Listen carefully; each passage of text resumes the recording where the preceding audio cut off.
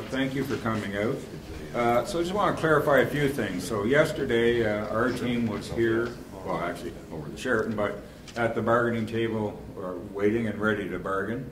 Over the weekend, I talked to JP several times. Our team thought that, even though it was really tough bargaining, that they were close to a deal. It wasn't that, the employer characterizes it, as a gulf apart and all that kind of stuff. That was not our view at all. And then Monday morning, without any notice to us, the government dropped the bombshell of saying they were going to ask the Ministry of Labour to conduct a vote, which they get to do once during the bargaining cycle.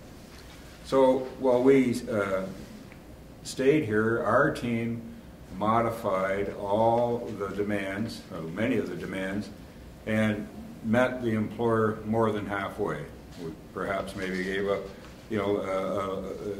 some ground where we could have maybe kept, passing back and forth. But the interest last night was to, and yesterday afternoon, was to try to get the council to come back to the table. We're very, very close. And, I'd characterize it as a comma or a dot or, cross an I, dot a T here and there in the agreement, and it would have been done. So we're at a bit of a loss as to understand why they've gone and taken really the extraordinary step of going to the Ministry of Labour and looking for a vote. Yeah, I think that what's happening for us here at the table is that Council continues on a path that they've started back in July, which is to dictate rather than negotiate.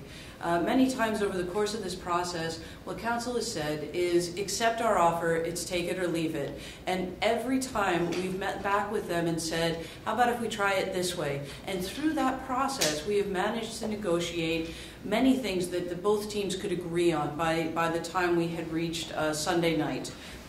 Instead of continuing that process on the one piece that was left, which was the academic freedom piece, and that is simply who is better placed to make decisions for our classrooms? Is it the faculty that are working with the students or administrators who may not have even taught before or don't know the subject matter?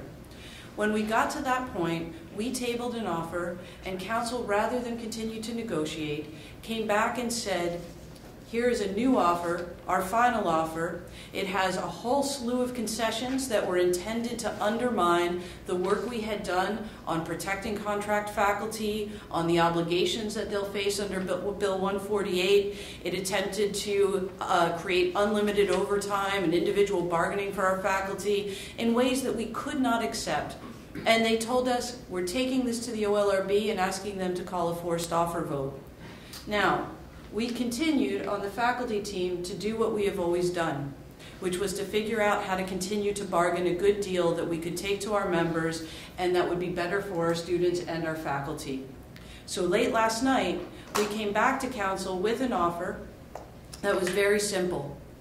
Keep the collective agreement the same as it's been, except for the things that we've already agreed on at the table, that both sides had reached an agreement on. That's the provincial task force that the government really worked hard to get into place. That was the language around some protections for our partial load members to help them in terms of job security and seniority. Really good gains that were wins for both sides. We agreed with a lot of their language. And then we took the language that they had put out around academic freedom and who's teaching in the classrooms, and we worked that into an article. We thought, well, it's mostly your language. You should be able to accept this. So it was status quo, things we had agreed on, and academic freedom, a no-cost item. And instead of negotiating on that, they rejected it outright again. We are still here, however, to say, if you had stayed at that table on Sunday night or this morning, we would have a deal by now and students would be on their way back to their classrooms. And instead, you have opted to pursue a forced offer vote. We will, however, continue to be available to negotiate this deal to the end. We believe that it can be done soon. We know that if we're back at the table together, you take a close look at that language, that you would be able to accept this offer, we'd be able to settle it, that would become a ratification vote, and all of us would be happily back in our classrooms very soon. It's up to them now. The ball's in their court.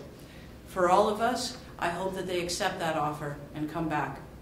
And for the parents and students, we we will not recommend the forced agreement to the membership. It's not good for education in the long term.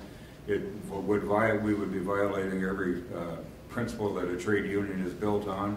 You just don't recommend the kind of concessions they want that attack the fundamental principles of how you teach, where you teach, all those sorts of things. So I hope the students and parents can understand that they've put us in a position now where we must continue the fight and see it through to the end.